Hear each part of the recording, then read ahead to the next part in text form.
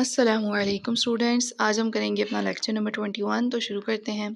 In sonnet frames of lower data rate can be time division multi plex into higher data rate. جو frames ہوتی ہیں sonnet کے اندر، ان کے data rate کو بڑھایا بھی جا سکتا ہے۔ جس طرح ہم نے STS1 کا دیکھا کہ اس کا ڈیٹا ریٹ ہے تقریباً 51.8 Mbps۔ اگر ہم اس کو ڈیٹا ریٹ کو بڑھانا چاہتے ہیں تو ہم کیا کریں گے؟ ٹائم ڈویژن ملٹی پلیکسنگ کو یوز کریں گے۔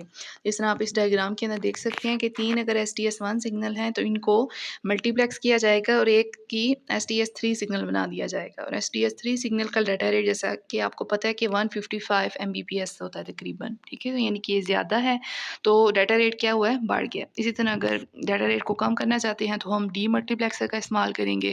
وہ کیا کرے گا؟ ان تینوں کو ڈیوائڈ کر دے گا STS1 کے اندر۔ نیکسٹ ہم سونیٹ کے نیٹ ورکس دیکھیں گے، ٹھیک ہے۔ سونیٹ کے 3 طرح کے نیٹ ورکس ہیں، بہت امپورٹنٹ کوسچن ہے۔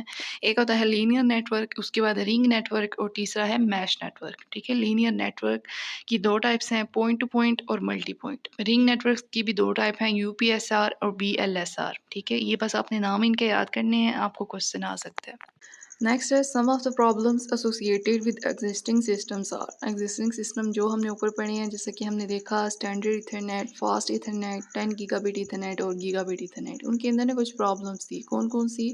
کہ وہ سارے ہی فریم نیٹ ورک کو فالو کر رہے تھے، یعنی کہ وہ اپنا ڈیٹا فریمز کی صورت میں ٹرانسفر کر رہے تھے۔ دوسرا کیا مسئلہ تھا؟ مکس نیٹ ورک ٹریفک، یعنی کہ ملٹیپل ڈیوائسز اسٹیشنز کا ڈیٹا ایک ہی میڈیم سے ٹریول ہو رہا تھا، جس کی وجہ سے ٹریفک کنجیشن وغیرہ کا مسائل آ رہے تھے، میڈیم کنجیشن کے۔ تو یہ 2 طرح کے پرابلمس ہیں۔ اس کے حل کے لیے پھر کیا کرتے ہیں؟ Solution is ATM۔ ہم ATM کو یوز کریں۔ ATM کیا ہے؟ اے سنکرونس ٹرانسفرڈ موڈ، ٹھیک ہے، اس کو ہم ATM کہتے ہیں۔ اب ATM اور سونیٹ مل کر نا ایک ایسا نیٹ ورک بناتے ہیں جو کہ ہائی سپیڈ ہم کو دیتا ہے اور ایفیشینٹ نیٹ ورکنگ ہم کو الاؤ کرتا ہے، صحیح ہے۔ تو ATM اور سونیٹ مل کے ول الاؤ high speed inter connection of net works, یعنی کہ ہائی سپیڈ پر لارج۔ اب ATM کی ہم تھیوری دیکھتے ہیں۔ اے synchronous transfer mode is switch divide area net work. یہ switch divide area net work ہے، یعنی کہ یہ سوئچز کو یوز کرتا ہے اور ایک وائڈ ایریا نیٹ ورک بناتا ہے۔ It is based on cell relay protocol.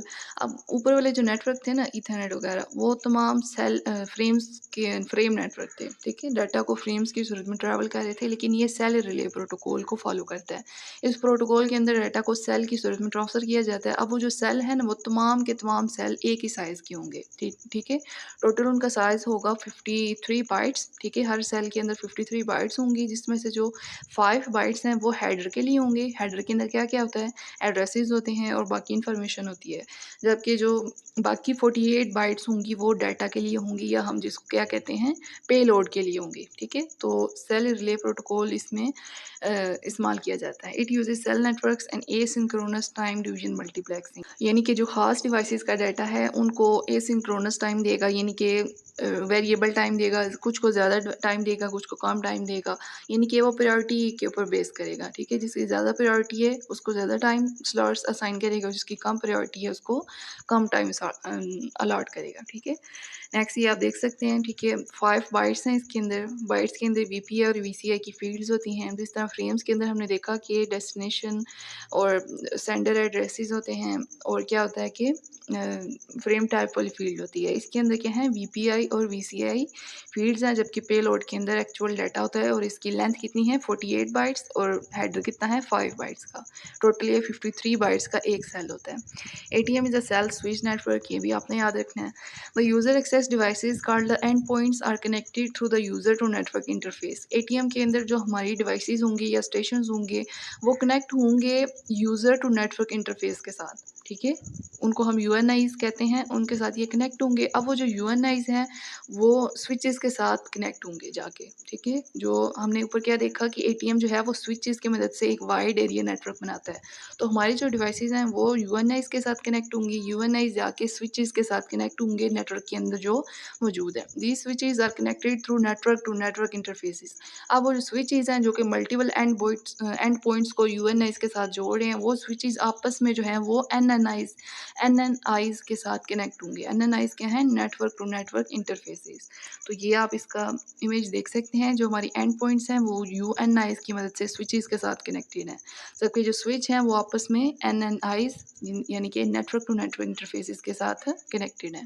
تو یہ بیسیکلی ہوتا ہے اے ٹی ایم کا انفراسٹرکچر. اس کے بعد یہ دو بہت امپورٹنٹ ہے کہ آپ نے you N I user to network interface کے اندر وی پی آئی اور وی سی آئی کی آپ نے لینتھ بتانی ہے. ٹھیک ہے، تو یو این آئی کے اندر جو وی پی آئی کی لینتھ ہے وہ 8 بٹس ہے، یا آپ سمجھ لیں 1 بائٹ ہے، جبکہ جو وی سی آئی ہے اس کی لینتھ ہے 16 بٹس، کیونکہ ٹوٹل تو 24 بٹس ہیں.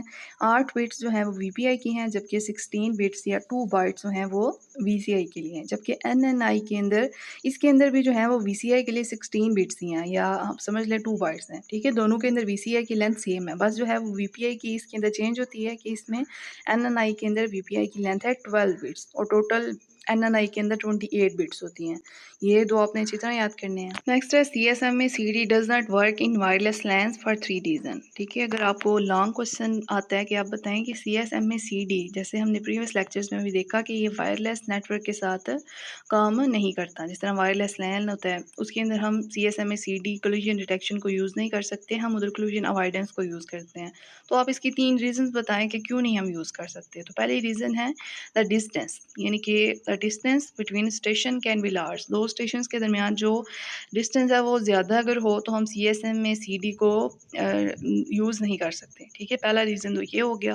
دوسرا ہے wireless host can don't have power to send and receive at the same time. جو وائرلیس ہوسٹ ہیں یعنی کہ وہ نیٹ ورک کے اندر جو ڈیوائسیز ہیں ہو سکتا ہے کہ وہ ہاف ڈوپلیکس فالو کر رہے ہوں، وہ فل ڈوپلیکس نہ ہوں. ٹھیک ہے، ہاف ڈوپلیکس ہوں یعنی کہ وہ ایک ہی ٹائم پر سینڈ اور ریسیو نہ کر سکتی ہوں. تو یہ دوسری وجہ ہے کہ ہم سی ایس ایم اے سی ڈی کو یوز نہیں کر سکتے. جبکہ تیسری ریزن کیا ہے؟ دا ہڈن اسٹیشن پرابلم، یعنی کہ وہ والا اسٹیشن وائرلیس لین کے اندر جو کہ چھپا ہوا ہے. ٹھیک ہے، رستے میں اس کا کوئی obstacle ہے، کوئی دیوار ہے. ٹھیک ہے، تو وہ چھپا ہوا اسٹیشن ہے، تو وہ کیا کرتا ہے؟ وہ پریونٹ کرتا ہے کلیوژن ڈیٹیکشن کو. یعنی کہ اگر ادھر جا کے اس اسٹیشن پہ اگر کوئی کلیوژن ہوئی ہے تو اس کو سی ایس ایم اے سی ڈی ڈیٹیکٹ نہیں کر پائے گا. تو یہ تیسری ریزن ہوگی. تو یہ آپ نے اچھی طرح یاد کرنا ہے. Next I E E 802.11 is a wireless lane project. ٹھیک ہے، ہم نے اوپر بہت سارے پروجیکٹ دیکھے ہیں 80 آئی ای ای کے. ٹھیک ہے، ان کو آپ ایک پیج پہ لکھ لیں. ہم نے دیکھا تھا 802 پروجیکٹ تھا. ٹھیک ہے، جو کہ ڈفرینٹ مینوفیکچر ڈیوائسز کو الاؤ کرتا ہے کہ آپ سیملیسلی کمیونیکیٹ کریں. اس کے بعد ہم نے 802.3 زی دیکھا، 802.3 اے ای دیکھا. اب ہم یہ فورتھ دیکھ رہے ہیں 802.11. یہ استعمال میں آتا ہے. یہ جو اسٹینڈرڈ ہے یہ وائرلیس لین کے لیے ہے. ٹھیک ہے، wireless local area net work کے لیے ہے، یا ہم اس کو کیا کہہ سکتے ہیں؟ وائرلیس لین کہہ سکتے ہیں یا وائرلیس ایتھرنیٹ کہہ سکتے ہیں. This standard defines to kind of services. یہ اسٹینڈرڈ دو طرح کی سروسز اس کے اندر ڈیفائنڈ ہے. کون کون سی؟ دا بیسک سروس سیٹ جس کو ہم بی ایس ایس کہتے ہیں، اور ایکسٹینڈیڈ سروس سیٹ جس کو ہم ای ایس ایس کہتے ہیں. بہت امپورٹنٹ کویشچن ہے، اچھی طرح آپ نے یاد رکھنا ہے. اور یہ جو پروجیکٹ کا نمبر ہے یہ بھی بالکل ایسے ہی یاد رکھنا ہے. دا ٹرم وائی فائی جو ہے شارٹ فار ہے وائرلیس فیڈیلٹی. ٹھیک ہے، یہ جو ہم وائی فائی ہے ہمارے موبائل کے اندر وائی فائی کی کیا ہے ایک فیسلٹی ہے، یہ ہے سینونیم فار وائرلیس لین. یہ بھی وائرلیس لین کی ایک قسم ہے. ٹھیک ہے، wi phi is a synonym for wireless لین. ان کے وائی فائی کا بھی جو پروجیکٹ کا نام ہے نا آئی ای کا، وہ ہے 802.11. تو آپ کو چینج کر کے بھی ایم سی کیو دے دیتے ہیں. ٹھیک ہے، تو کنسیپٹس اپنے کلیئر کیا کریں. نیکسٹ کوشچن ہے کہ آپ نے وائرلیس لین کی کریکٹرسٹکس بتانی ہے. ٹھیک ہے، تو فرسٹ از ایٹینویشن. ایٹینویشن کا مطلب ہے کہ ڈیٹا جو ہے وہ کرپٹیڈ یا ایٹینویٹیڈ گریبلڈ وغیرہ ہو جاتا ہے. ٹھیک ہے، وائرلیس لین کے اندر. اس کے بعد انٹرفیئرنس بھی ہوتی ہے، کیونکہ ڈیٹا جو ہے وہ فریلی پروپوگیٹ ہو رہا ہے، تو اس کے درمیان جو ہے وہ انٹرفیئرنس جو ہے ایک سگنل کا دوسرے سگنل کے اندر ہو سکتا ہے. Next is multi path propagation. Path جو ہیں وہ ملٹی ہوتے ہیں کیونکہ وائرلیس ہے، یعنی کہ کوئی ایک خاص میڈیم نہیں ہے، پوری ایک ایئر ہے. ٹھیک ہے، تو ملٹی پاتھ پروپیگیشن ہوتی ہے اس کی third characteristics. Next is error, یعنی کہ اس کے اندر ایرر وغیرہ بھی زیادہ ہوتے ہیں وائرلیس لین کے اندر. نیکسٹ امپورٹنٹ کوشچن ہے levels of mobility in wireless lane. Wireless لین کے اندر کتنے لیولز ہیں موبلٹی کے؟ ٹھیک ہے، موبلٹی یعنی کہ اویلیبلٹی کے کتنے لیولز ہیں. تو پہلا ہے نو ٹرانزیشن موبلٹی. ٹھیک ہے، next is B S S transition mobility, next is E S S transition mobility. یہ بس آپ نے ان کے نام یاد کرنے ہیں. ٹھیک ہے، ایسے ہی ان کو. نیکسٹ کوشچن ہے کہ آئی ای ای نے 802.11 نے ڈیفائن کیا تھا میک کی 2 سب لیئرس کو. ٹھیک ہے، 802.11 کیا ہے؟ یہ وائرلیس لین ہے، ٹھیک ہے، وائرلیس لین کا ایک اسٹینڈرڈ ہے تو جس کو آئی ای نے بنایا تھا. تو اس نے میک کو بھی مزید آگے سے 2 سب لیئرس کے اندر ڈیوائڈ کیا ہے، ٹھیک ہے، جیسا کہ میک خود ایک سب لیئر ہے کس کی؟ ڈیٹا لنک لیئر کی. تو اس نے میک کو بھی آگے سے 2 سب لیئرس کے اندر ڈیفائن کیا ہے. وہ کون کون سی ہیں؟ Distributed coordination function D S F اور point coordination function P S F. تو یہ بھی اچھی طرح آپ نے یاد کرنا ہے. Next types of frames in wireless لین، ٹھیک ہے، 3 طرح کی فریمز ہوتی ہیں: data frame, control frame, management frame. یہ وہی فریم ہے جو ہم پریویس بھی پڑھ کے آ چکے ہیں. ان کے نام تو یہ تھے نا، آئی فریم، یو فریم اور ایس فریم، ٹھیک ہے، مطلب ان کے بھی یہی بنتے ہیں. آئی کا مطلب تھا انفارمیشن فریم یعنی کہ ڈیٹا فریم، اس کے بعد یو فریم یعنی کہ مینجمنٹ فریم، یعنی اس کے اندر مینجمنٹ انفارمیشن تھی تو مینجمنٹ فریم اس کو یہ نام دیا گیا. اس کے بعد کنٹرول فریم تھی، اس کے اندر ان کا نام ایس فریم تھا، جن کے اندر ڈیٹا وغیرہ نہیں ہوتا، اونلی فلیگز ہوتے ہیں اور ایڈریسز وغیرہ ہوتے ہیں. تو یہ آپ نے ٹائپس آف فریمز یاد کر لی. نیکسٹ ہے values of sub fields in the control frames. یہ جو ہے نا ٹیبل، یہ آپ نے یاد کرنا ہے ایم سی کیو کے لیے، ٹھیک ہے. آپ کو اگر سب ٹائپ کی کوئی ویلیو دی جاتی ہے اور پوچھا جاتا ہے اس کا کیا میننگ ہے، ٹھیک ہے، آر ٹی ایس ہے، سی ٹی ایس ہے یا اے سی کے ہے، ایکنالوجمنٹ ہے، تو آپ نے بتانا ہے. اگر تو 1011 ہو، ٹھیک ہے، سب ٹائپ، ٹھیک ہے، یہ کیا ہے؟ Values of sub fields in the control frames. جو کنٹرول فریمز ہے نا ہماری، جن کو ہم ایس فریمز بھی کہتے ہیں، تو ان فریمز کے اندر اگر ویلیو 1011 ہے تو اس کا مطلب ہے request to send are T S, ٹھیک ہے. اگر 1100 ہے اس کا مطلب ہے کلیئر ٹو سینڈ، یعنی کہ میڈیم کلیئر ہے، آپ سینڈ کر سکتے ہیں سی ٹی ایس، ٹھیک ہے. اس کے بعد 1101 ہے تو اس کا مطلب ہے ایکنالوجمنٹ، یعنی کہ ڈیٹا سکسیزفلی ریسیو ہو گیا. تو یہ ٹیبل آپ نے اچھی طرح کرنا ہے. لاسٹ پہ یہ ہے کہ there are 3 unlicensed frequency wireless frequency bands, یعنی کہ یہ جو بینڈ ہے یہ ان لائسنسڈ ہے، یعنی ان کو کوئی بھی یوز کر سکتا ہے. ان کو استعمال کرنے کے لیے کوئی بھی لائسنس کی ضرورت نہیں پڑتی، صحیح ہے.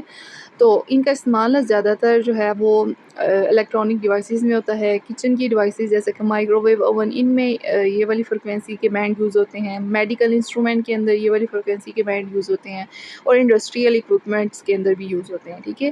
یہ جو بینڈز ہیں فریکوینسی کے، یہ ٹیلی کمیونیکیشن کے اندر یوز نہیں ہوتے. کیوں؟ کیونکہ ان کی فریکوینسی دیکھیں بہت زیادہ ہائی ہے. تو یا اس کے ٹیلی کمیونیکیشن میں یوز نہیں ہوتے، لیکن یہ وائرلیس لین یعنی کہ جو چھوٹے لوکل نیٹ ورک ہیں وائرلیس، ان کے اندر یہ یوز ہو سکتے ہیں، ٹھیک ہے. تو وہ کون کون سے 3 بینڈ ہیں؟ ان کے بینڈ کی جو فریکوینسی ہے یہ آپ نے اچھی طرح یاد کرنی ہے. پہلا بینڈ ہے، اس کی فریکوینسی ہے 902 سے 928 میگا ہرٹز تک. اس کے بعد نیکسٹ بینڈ ہے 2.4 سے 4.8 گیگا ہرٹز تک. اس کے بعد نیکسٹ بینڈ ہے، اس کی فریکوینسی ہے 5.7 سے لے کر 5.8 گیگا ہرٹز تک. تو یہ تھا آج کا لیکچر. تو نیکسٹ لیکچر تک اللہ حافظ.